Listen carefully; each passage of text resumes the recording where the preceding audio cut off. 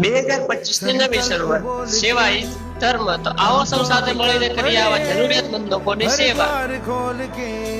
गगन कहे विजयी भव विजयी भव